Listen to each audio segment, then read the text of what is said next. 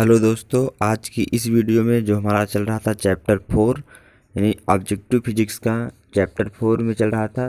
उसका जो part 1 video था, ये वीडियो पार्ट 2 वीडियो है। तो इस पार्ट 2 वीडियो में उसके हम आगे के क्वेश्चन को देखेंगे। अगर आपने पार्ट 1 वाली वीडियो नहीं देखी है तो उसका लिंक आपको डिस्क्रिप्शन बॉक्स या इस वीडियो के लास्ट में मिल जाएगा। आप वहाँ से क्लिक करके उस वीडियो को देख सकते हैं। तो इस वीडियो में उसके आगे के हम क्वेश्चन को देखेंगे।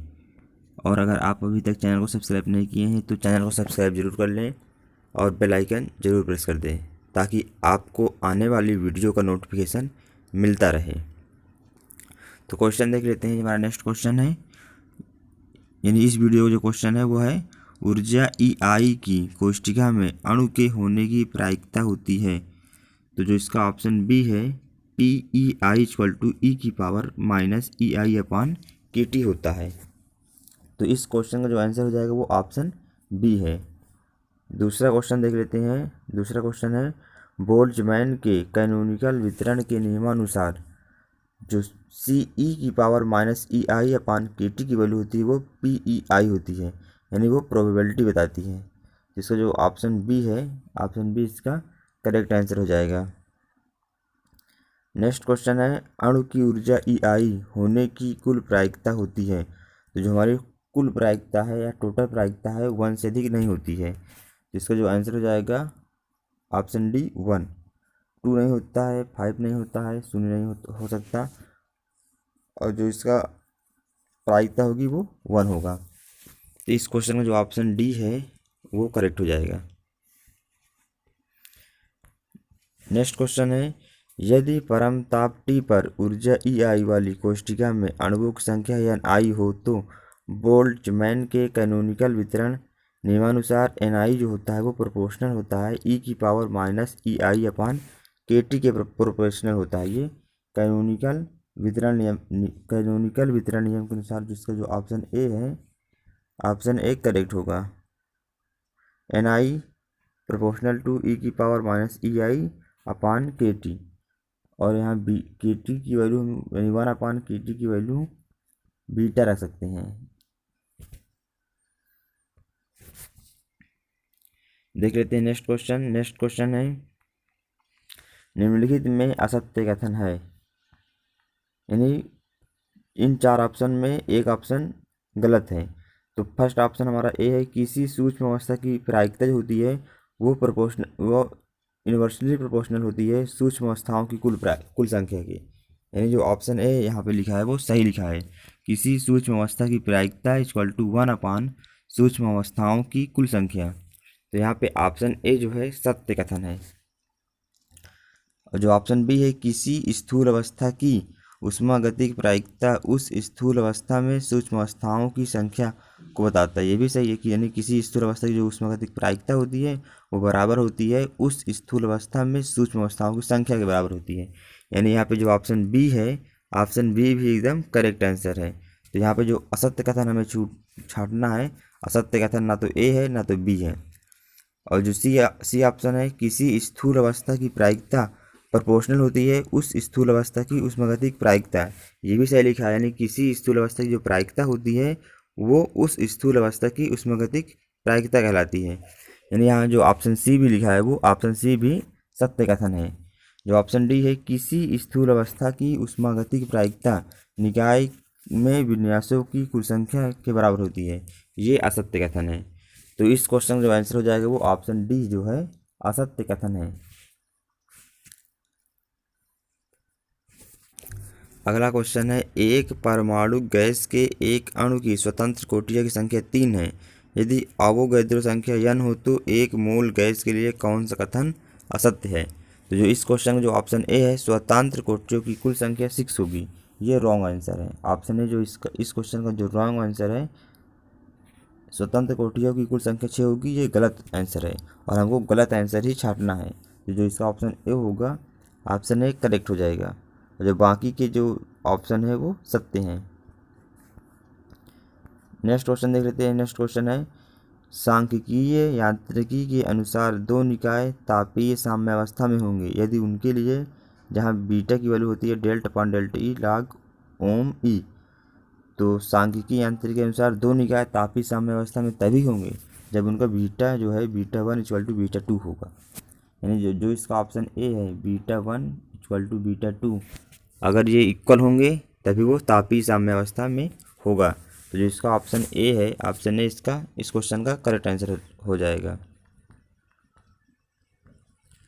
नेक्स्ट क्वेश्चन है n विभेद्य कणों को 4 कोष्ठों में वितरित किया जाता है, बताइए कि कौन सा कथन गलत है।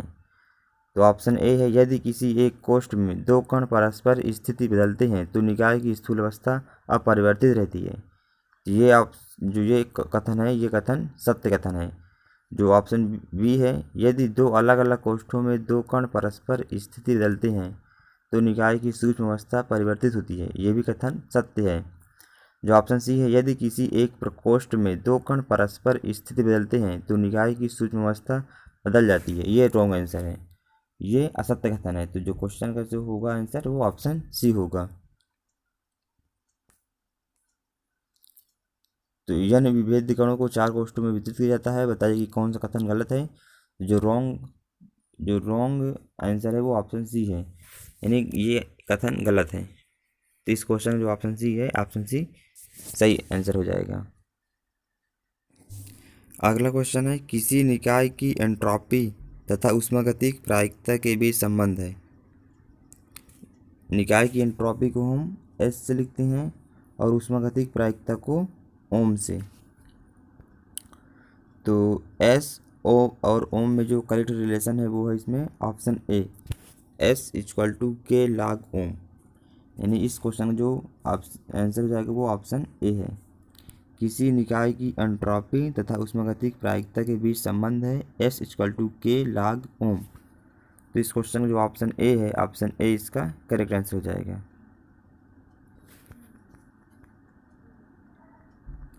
नेक्स्ट क्वेश्चन है निम्नलिखित में सही कथन है। ऑप्शन ए है साम्यावस्था में निकाय की प्रायिकता न्यूनतम होती है। तो साम्यावस्था में निकाय की प्रायिकता और एंट्रोपी दोनों मैक्सिमम होती हैं। तो इस क्वेश्चन का जो ऑप्शन डी है, साम्यावस्था में निकाय की एंट्रोपी व प्रायिकता दोनों अधिकतम होती है, तो ये सही कथन होगा। तो इसका जो ऑप्शन डी है, ऑप्शन डी करेक्ट आंसर हो जाएगा।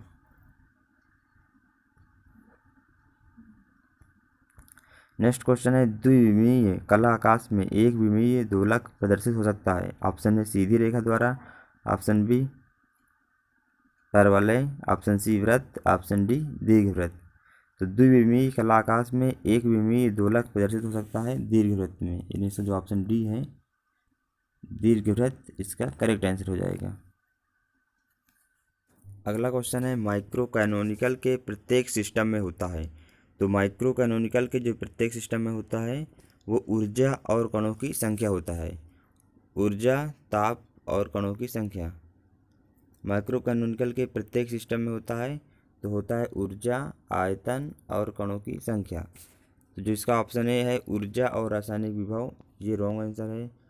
ऑप्शन बी है ताप और रासायनिक विभव, ये भी रॉन्ग आंसर है। ऑप्शन सी ताप और कणों की संख्या, ये भी रॉन्ग आंसर है। जो ऑप्शन डी है ऊर्जा और कणों की संख्या, तो माइक्रो कैनोनिकल के प्रत्येक सिस्टम में होता है ऊर्जा और कणों की संख्या, इसका जो ऑप्शन डी है, ऑप्शन डी इसका करेक्ट आंसर हो जाएगा। नेक्स्ट क्वेश्चन है फोटॉन के लिए उपयुक्त सांख्यिकी है। तो फोटॉन जो होते हैं वो बोस आइंस्टीन सांख्यिकी को पालन करते हैं। तो इसका ऑप्शन जो बी है बोस आइंस्टीन सांख्यिकी है, इसका करेक्ट आंसर हो जाएगा। नेक्स्ट क्वेश्चन है कला आकाश में एक अकेले कण के निर्देशांकों की संख्या होती है। तो जो एक अकेला कण है उसकी जो निर्देशांकों की संख्या होगी वो सिक्स होता है। इस क्वेश्चन जो ऑप्शन डी है 6 इसका सही हो जाएगा आंसर। नेक्स्ट क्वेश्चन है यदि 5 कणों को 2 कला कोष्ठिकाओं में वितरित किया जाता है तो स्थूल अवस्था की संख्या होती है। तो जो स्थूल अवस्था संख्या होगी वो 32 होगी, यानी इसका जो ऑप्शन डी है, ऑप्शन डी इसका करेक्ट आंसर हो जाएगा।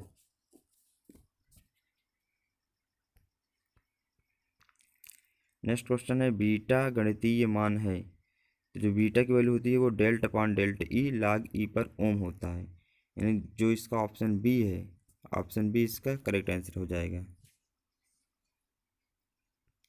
नेक्स्ट क्वेश्चन है, एक खट्विमीय कला आकाश कोष्ठिका का आयतन होता है h⁻³ होता है। जिसका जो ऑप्शन ए है h⁻³ इसका करेक्ट आंसर हो जाएगा। नेक्स्ट क्वेश्चन है, यदि n का मान बहुत बड़ा है तो स्ट्रिंग समीकरण है। तो जो स्ट्रिंग समीकरण का फार्मूला हो जाएगा log n का factorial equal to n log n होगा।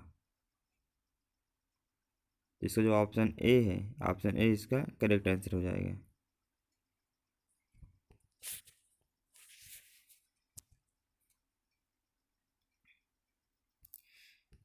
नेक्स्ट क्वेश्चन है, एंट्रोपी और प्रायिकता में बोल्ट्जमैन संबंध है। एंट्रोपी और प्रायिकता में बोल्ट्जमैन संबंध जो है वो S=K log E पर ओम होता है। यानी जो इसका ऑप्शन सी है S=K log E पर ओम इसका करेक्ट आंसर हो जाएगा।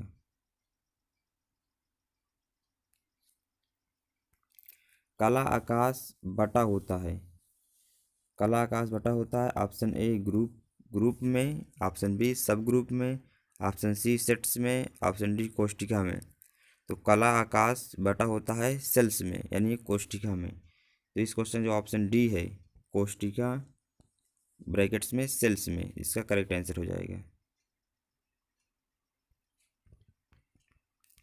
नेक्स्ट क्वेश्चन है, एक निकाय में ऊष्मागतिक साम्यावस्था में एंट्रोपी होती है। तो साम्यावस्था के लिए जो एंट्रोपी होती है वो मैक्सिमम होती है या अधिकतम होता है। तो इसका जो ऑप्शन सी है अधिकतम इसका करेक्ट आंसर हो जाएगा। नेक्स्ट क्वेश्चन है, निम्नलिखित में से कौन सा समीकरण गलत है। तो जो फर्स्ट रिलेशन है S=K log E पर W इसका जो करेक्ट रिलेशन है, और जो ऑप्शन बी है S=K log E पर ओम ये भी सही समीकरण है। तो जो ऑप्शन सी है S=log E पर W/2.5W ये इसका रॉन्ग आंसर है। इस क्वेश्चन जो ऑप्शन सी है वो गलत समीकरण है। इस क्वेश्चन जो ऑप्शन सी है वो सही हो जाएगा। निम्नलिखित में से कौन सा समीकरण गलत है। तो ऑप्शन सी जो है वो गलत है। नेक्स्ट क्वेश्चन है, बीटा और प्रायिकता W में संबंध होता है। तो बीटा इक्वल टू होता है डेल्ट/डेल्ट E log E पर W। यहाँ पर W प्रायिकता को शो कर रहा है। इस क्वेश्चन जो ऑप्शन ए है ऑप्शन ए इसका सही संबंध हो जाएगा।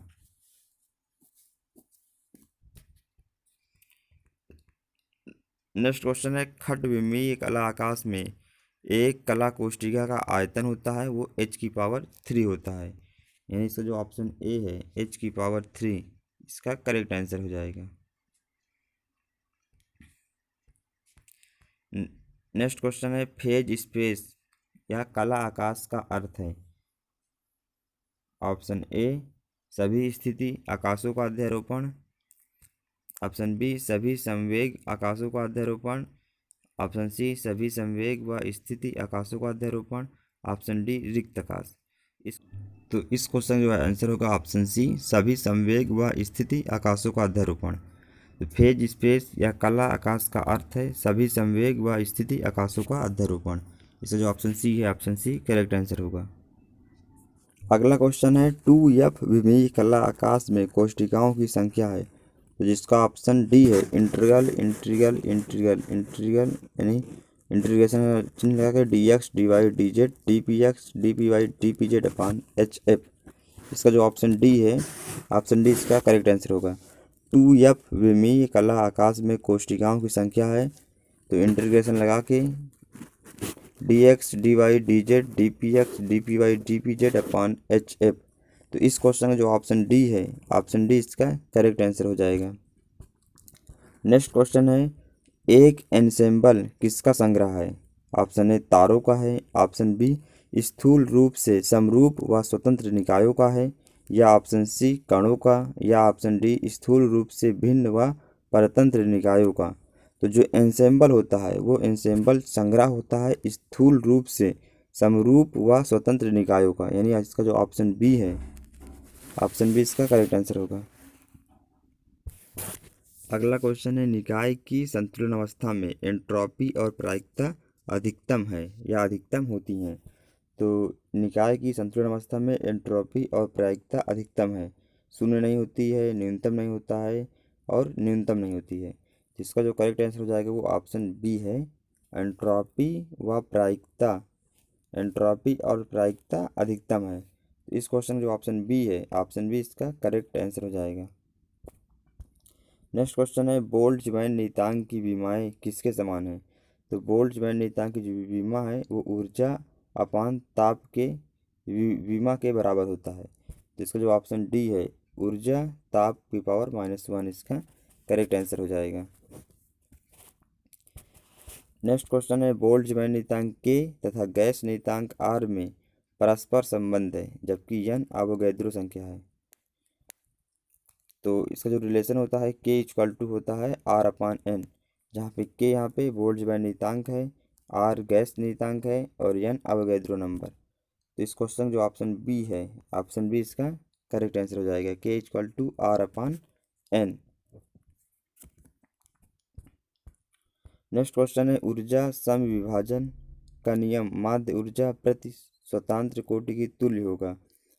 तो जो ऑप्शन ई है, जो एनर्जी का फार्मूला है, ऊर्जा इक्वल टू 1/2 kT होगा, यानी इसका जो ऑप्शन बी है, ऑप्शन बी इसका करेक्ट आंसर हो जाएगा। नेक्स्ट क्वेश्चन है, एक परमाणु गैस के अणु की स्वतंत्र कोटि क्या होगी? ऑप्शन ए 1 होगा, ऑप्शन बी 3 होगा, ऑप्शन सी 5 होगा, ऑप्शन डी 6। तो एक परमाणु गैस के लिए जो स्वतंत्र कोटियाँ होती है वो 3 होती है, या जो मोनो एटॉमिक गैस के लिए डिग्री ऑफ फ्रीडम होता है वो 3 होता है। एक परमाणु को इंग्लिश में कहते हैं मोनो एटॉमिक और स्वतंत्र कोटि कहते हैं डिग्री ऑफ फ्रीडम, तो 3 होता है। तो इस क्वेश्चन जो ऑप्शन बी है, ऑप्शन बी इसका करेक्ट आंसर हो जाएगा। नेक्स्ट क्वेश्चन है, यन स्वतंत्र कोटि वाले एक कण का गामा का मान क्या होगा? यानी जो गामा होता है, गामा इक्वल टू 1/2/n होता है।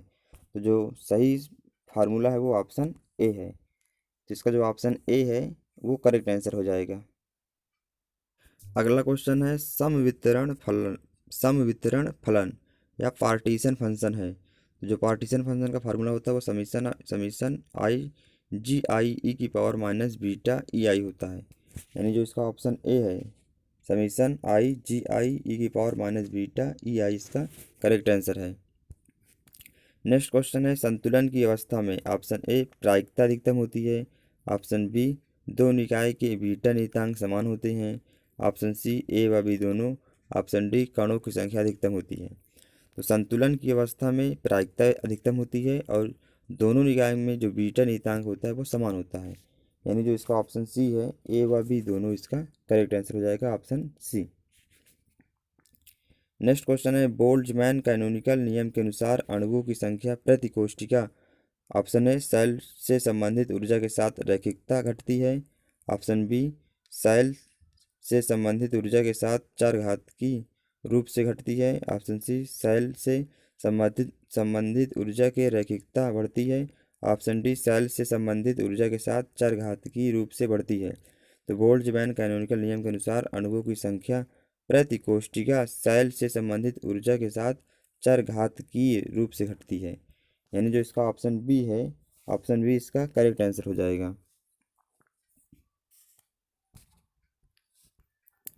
अगला क्वेश्चन है, बोल्ट्जमैन कैनोनिकल वितरण नियम के अनुसार अधिक कणों पर कम ऊर्जा रहती है। यानी जो इसका ऑप्शन ए है, ऑप्शन ए इसका करेक्ट आंसर होगा।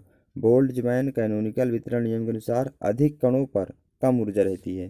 तो इस क्वेश्चन का जो ऑप्शन ए है, ऑप्शन ए इसका करेक्ट आंसर हो जाएगा। नेक्स्ट क्वेश्चन है, एक पंखों वाली मशीन एक कमरे में उड़ रही है, उड़ने की गति की स्वतंत्र कोटि क्या होगी? Option A 1, option B 3, option C 5, option D 6। इस क्वेश्चन का जो आंसर होगा वो 3 होगा, यानी जो इसका ऑप्शन बी है, ऑप्शन बी इसका करेक्ट आंसर हो जाएगा।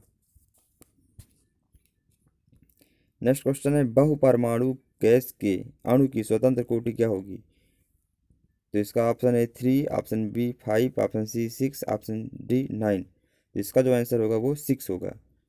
यानी डायटोमिक मॉलिक्यूल्स के लिए जो डिग्री ऑफ फ्रीडम होता है वो 5 होता है। इसका जो आंसर हो जाएगा वो डिग्री ऑफ फ्रीडम होता है वो 6 होता है। इसका जो ऑप्शन होगा वो ऑप्शन सी इसका करेक्ट आंसर हो जाएगा। अगला क्वेश्चन है, एक आदमी 100 मीटर लंबे सीधे ट्रैक पर दौड़ रहा है। आदमी की गति से संबंधित स्वतंत्रता की कोटि होनी चाहिए, जिसका जो ऑप्शन ए है यानी 1 होगा। डिग्री ऑफ फ्रीडम जो होगा वो 1 होगा, तो इसका जो ऑप्शन ए है, ऑप्शन ए इसका करेक्ट आंसर हो जाएगा। नेक्स्ट क्वेश्चन है, एक द्विपरमाणु गैस के अणु की स्थानांतरीय घूर्णन तथा काल्पनिक स्वतंत्रता की कोटि है। विशिष्ट ऊष्माओं का अनुपात Cp/Cv क्या होगा? तो Cp/Cv का जो अनुपात होगा वो √3 होगा, यानी 1.33 होता है। तो इसका जो ऑप्शन बी है 1.33 इसका करेक्ट आंसर हो जाएगा। नेक्स्ट क्वेश्चन है, द्विपरमाणु गैस के लिए विशिष्ट ऊष्माओं का अनुपात होगा। तो द्विपरमाणु गैस के लिए जो विशिष्ट ऊष्मा का अनुपात होता है वो 1.40 होता है, यानी जो इसका ऑप्शन बी है, ऑप्शन बी इसका करेक्ट आंसर हो जाएगा। नेक्स्ट क्वेश्चन है, द्विपरमाणु गैस के अणु की कुल गतिज ऊर्जा होगी। तो द्विपरमाणु गैस के अणु की जो कुल गतिज ऊर्जा होती है वो 5/2 kT होता है, यानी जो इसका ऑप्शन सी है, ऑप्शन सी इसका करेक्ट आंसर हो जाएगा। अगला क्वेश्चन है, किसी गैस की औसत स्थानांतरित गतिज ऊर्जा प्रति अणु होती है। Option A 1/2 kT, option B kT, option C 3/2 kT, option D 5/2 kT। तो किसी गैस की जो औसत स्थानांतरित गतिज ऊर्जा होती है प्रति अणु के लिए जो होती है वो 1/2 kT होता है, यानी जो इसका ऑप्शन ए है, ऑप्शन ए इसका करेक्ट आंसर हो जाएगा। नेक्स्ट क्वेश्चन है, नाइट्रोजन के अणु की स्वतंत्रता की कोटि होती है, यानी नाइट्रोजन अणु का जो डिग्री ऑफ फ्रीडम होता है वो होता है 5 होता है। नाइट्रोजन के केस में जो नाइट्रोजन के अणु की स्वतंत्रता की कोटि होगी वो 5 होगी, डिग्री ऑफ फ्रीडम जो होती है वो 5 होती है। नेक्स्ट क्वेश्चन है, एंट्रोपी एक राशि है और प्रायिकता एक डैश राशि है, यानी ऑप्शन ए क्या है, सांख्यिकी या ऊष्मागतिक, बी ऑप्शन ऊष्मागतिक या सांख्यिकी, ऑप्शन सी ऊष्मागतिक या गणितीय, ऑप्शन डी इनमें से कोई नहीं। तो जो नेक्स्ट क्वेश्चन है, एंट्रोपी एक ऊष्मागतिक राशि है, एंट्रोपी एक ऊष्मागतिक राशि है और प्रायिकता एक सांख्यिकीय राशि है।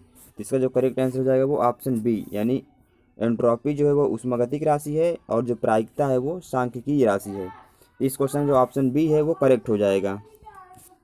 नेक्स्ट क्वेश्चन है, सांख्यिकी यांत्रिकी के अनुसार किसी निकाय की साम्यावस्था उसकी अधिकतम प्रायिकता की अवस्था होती है। तो साम्यावस्था जो होती है उसकी अधिकतम प्रायिकता होती है, यानी इसका जो ऑप्शन सी है, अधिकतम प्रायिकता इसका करेक्ट आंसर हो जाएगा। नेक्स्ट क्वेश्चन है, किसी पदार्थ की एंट्रोपी वह भौतिक राशि है जो उत्क्रमणीय रुद्धोष्म प्रक्रम में नियत रहती है। इसका जो ऑप्शन सी है, ऑप्शन सी इसका करेक्ट आंसर हो जाएगा। नेक्स्ट क्वेश्चन है, एंट्रोपी की अधिकतम अवस्था होती है साम्यावस्था में होती है अधिकतम। जो एंट्रोपी होती है वो एंट्रोपी जो अधिकतम अवस्था होती है वो साम्य अवस्था में होती है। इसका जो ऑप्शन सी है, ऑप्शन सी इसका करेक्ट आंसर हो जाएगा। नेक्स्ट क्वेश्चन है, साम्यावस्था में एंट्रोपी तथा ऊष्मागतिक प्रायिकता दोनों का मान होता है अधिकतम होती है, दोनों मैक्सिमम वैल्यू शो करती हैं, तो इसलिए जो इसका ऑप्शन हो जाएगा वो ऑप्शन बी जो है इसका करेक्ट हो जाएगा, अधिकतम। नेक्स्ट क्वेश्चन है, आदर्श गैस के समतापी प्रसार में एंट्रोपी परिवर्तन का मान होता है। तो जो एंट्रोपी परिवर्तन का जो फार्मूला है वो delta S equal to N R log V F upon V I. यहाँ पे ये वी है फाइनल पोटेंशियल है और यह इनिशियल है, वी आई इनिशियल है, वी एफ फाइनल वॉल्यूम है और वी आई इनिशियल वॉल्यूम है। इसका ऑप्शन सी जो है ऑप्शन सी करेक्ट आंसर हो जाएगा।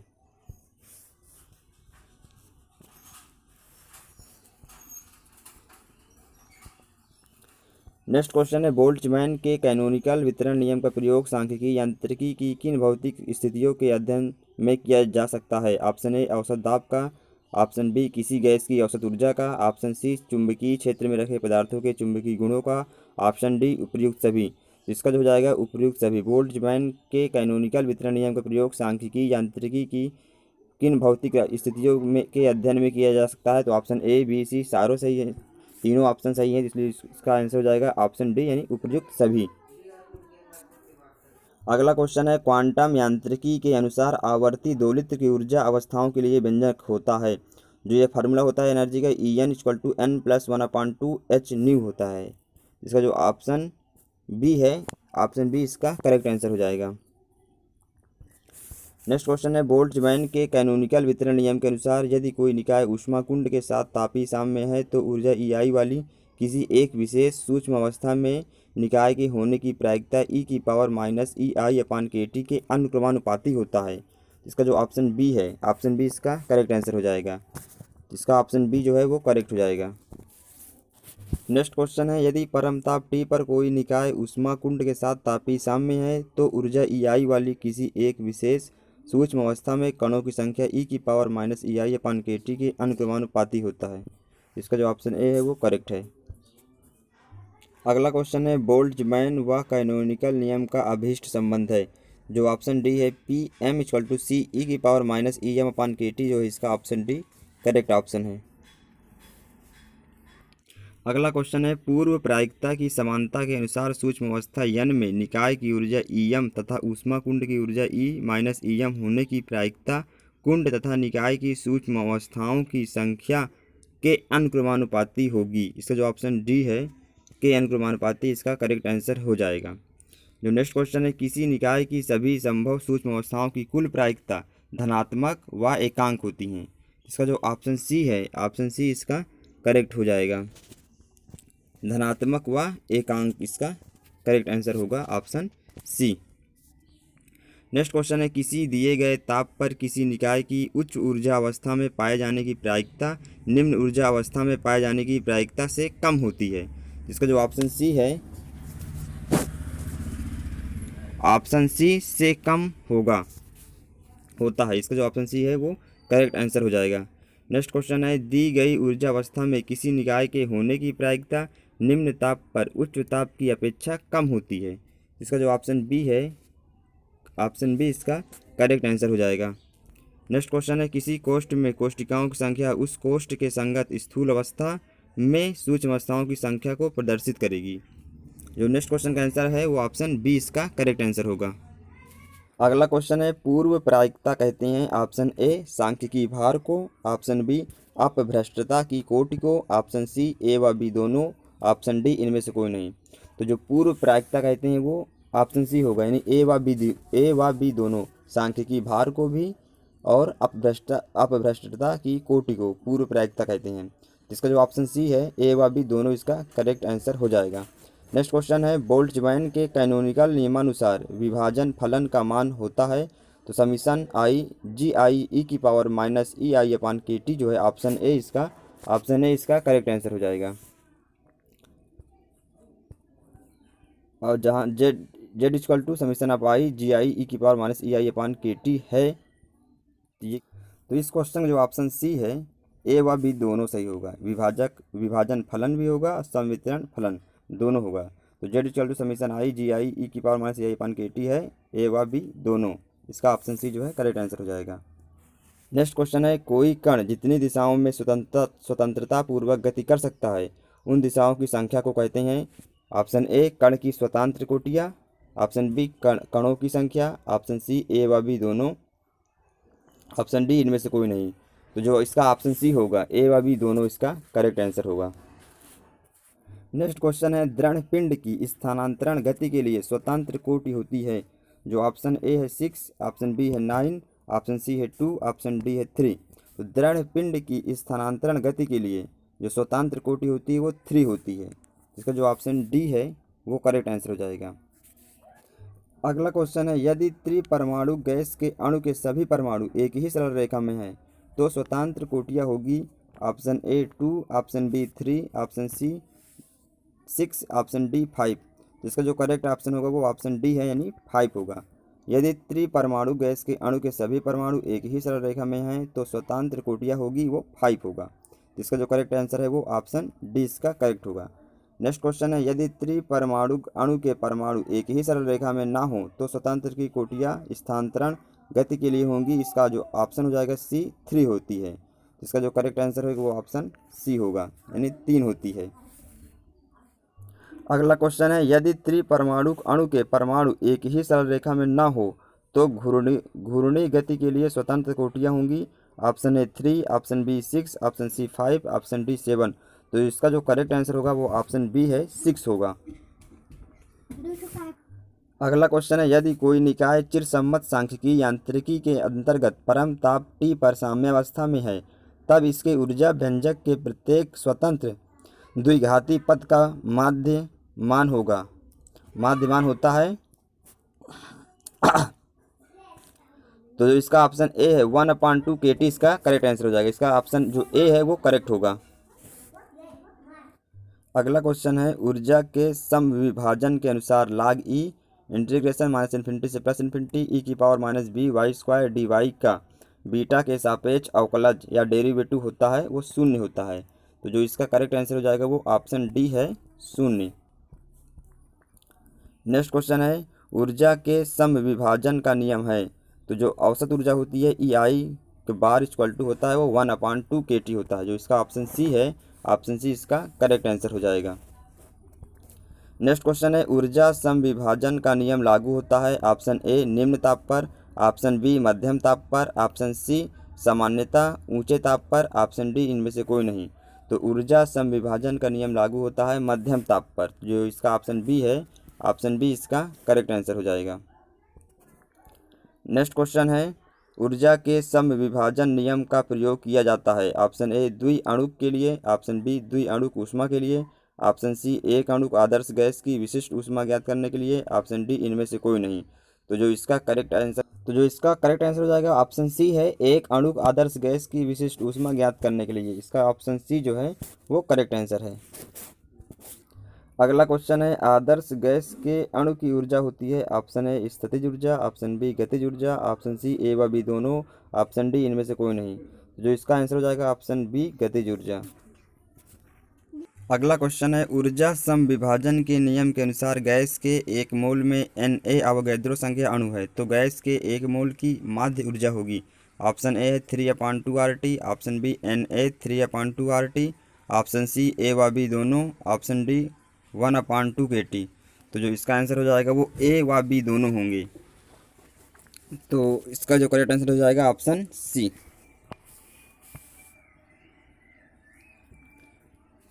नेक्स्ट क्वेश्चन है, आवर्ती दोलित्र की माध्य ऊर्जा होती है। तो आवर्ती दोलित्र की माध्य ऊर्जा होती है kT होती है। इसका ऑप्शन डी है kT इसका सही आंसर हो जाएगा। नेक्स्ट क्वेश्चन है, फेज स्पेस के संपूर्ण आयतन को समान आकार की कोष्ठिकाओं में विभाजित किया जाता है। तो फेज स्पेस के संपूर्ण आयतन को ऑप्शन बी जो है समान आकार की कोष्ठिकाओं में विभाजित किया जाता है। इस क्वेश्चन जो आंसर है ऑप्शन बी इसका करेक्ट हो जाएगा। नेक्स्ट क्वेश्चन है, पूर्व प्रायिकता की समानता के अभिगृहित के सभी अभिगम में फेज कोष्ठिकाओं के निकाय के ऊर्जा ई में होने की जो प्रायिकता है वो प्रोबेबिलिटी ई की जो है वो C/E होती है। जो इसका ऑप्शन सी है, ऑप्शन सी इस क्वेश्चन का ऑप्शन सी करेक्ट आंसर है। अगला क्वेश्चन है, निम्नलिखित में से कौन सा कथन असत्य है। यानी 4 ऑप्शन दिए गए हैं, 4 ऑप्शन में से कौन सा ऑप्शन गलत है या असत्य है। तो ऑप्शन है निकाय की संपूर्ण ऊर्जा नियत रहती है, तो ये करेक्ट आंसर है। ऑप्शन बी है अणुओं की कुल संख्या नियत रहती है, ऑप्शन सी ए व बी दोनों, ऑप्शन डी है अणुओं की संख्या द्रव्य के संरक्षण को व्यक्त नहीं करती है। जो इसका असत्य कथन होगा वो ऑप्शन डी है, अणुओं की संख्या द्रव्य के संरक्षण को व्यक्त नहीं करती है। तो इस क्वेश्चन का जो ऑप्शन डी है, ऑप्शन डी इसका सही आंसर हो जाएगा। अगला क्वेश्चन है, खट विमीय फेज स्पेस में मूल कोष्ठिका का आयतन होता है option A h⁻3, option B h⁻6, option C h⁻3, D h⁻6। तो जो इसका करेक्ट आंसर हो जाएगा वो h⁻3 है। खट विमीय फेज स्पेस में मूल कोष्ठिका का आयतन होता है h⁻3 होता है। नेक्स्ट क्वेश्चन है, बोल्ट्जमैन कैनोनिकल वितरण समीकरण है। तो जो ऑप्शन ए है Pi = e⁻⁻ei/kT समीशन e⁻⁻ei/kT। जो इसका ऑप्शन ए है ये बोल्ट्जमैन कैनोनिकल वितरण समीकरण है। तो इसका ऑप्शन ए जो है करेक्ट आंसर हो जाएगा। नेक्स्ट क्वेश्चन देख लेते हैं। नेक्स्ट क्वेश्चन है, बोल्ट्जमैन कैनोनिकल वितरण नियमानुसार किसी दिए गए ताप पर निकाय की उच्च ऊर्जा अवस्था में पाए जाने की प्रायिकता की अपेक्षा निम्न ऊर्जा अवस्था में पाए जाने की प्रायिकता होती है अधिक होती है। जो इसका ऑप्शन बी है, ऑप्शन बी इसका करेक्ट आंसर है। अगला क्वेश्चन है बोल्ट्जमैन कैनोनिकल वितरण नियम के अनुसार किसी दी गई ऊर्जा अवस्था में किसी निकाय के पाए जाने की प्रायिकता निम्न ताप की अपेक्षा उच्च ताप पर अधिक होता है, जो इसका ऑप्शन डी है, अधिक इसका करेक्ट आंसर हो जाएगा।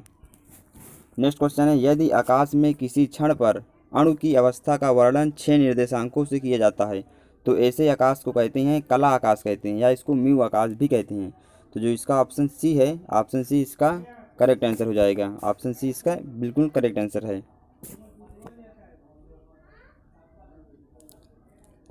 नेक्स्ट क्वेश्चन है कला आकाश के विभिन्न बिंदुओं को कहते हैं कला बिंदु कहते हैं।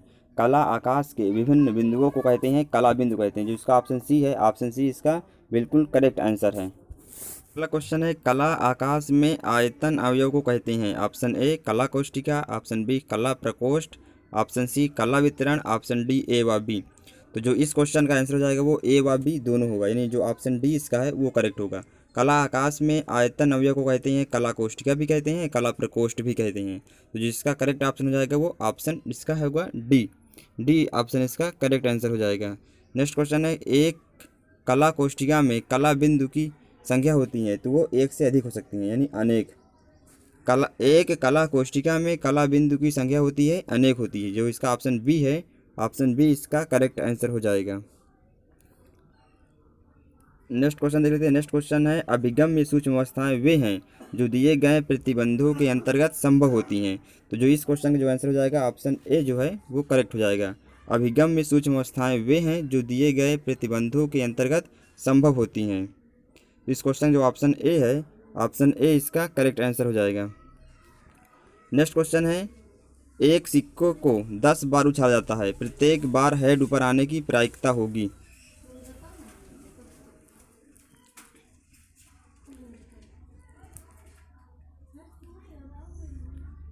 तो हेड ऊपर आने की जो प्रायिकता होती है वो एक सिक्कों को ऊपर उछालते हैं तो जो हेड आने की प्रायिकता होती है वो 1/2 होती है। 10 बार उछाला जाता है तो इसकी पावर हम 10 कर देंगे, तो 1/2 इंटू 1/2 इंटू 1/2 10 बार करेंगे तो इसका करेक्ट आंसर आ जाएगा वो 1/1024, यानी जो इसका ऑप्शन बी है, ऑप्शन बी इसका करेक्ट ऑप्शन हो जाएगा। यानी 2 इंटू 2 इंटू 2 10 बार मल्टीप्लाई करेंगे तो हमारा 1024 आएगा। इसका यानी ऑप्शन जो बी है, ऑप्शन बी इसका करेक्ट आंसर हो जाएगा। अगला क्वेश्चन हमारा है चरघातकीय पद का बोल्ट्जमैन गुणक है, जो इसका ऑप्शन बी है। चरघातकीय पद का जो बोल्ट्जमैन गुणांक होता है वो e की पावर EI/kT होता है, तो इसका जो ऑप्शन बी है इसका करेक्ट आंसर हो जाएगा। अगला क्वेश्चन हमारा इस वीडियो का लास्ट क्वेश्चन है। जो हमारा लास्ट क्वेश्चन है वो है परम ताप T पर ऊष्मा कुंड के साथ तापीय साम्य में ऊर्जा EI वाली किसी कोष्ठिका में अणुओं की संख्या बोल्ट्जमैन गुणक के होती है, अनुक्रमानुपाती होती है। तो जो इसका ऑप्शन ए है, ऑप्शन ए इस क्वेश्चन का ऑप्शन ए जो है वो करेक्ट आंसर है।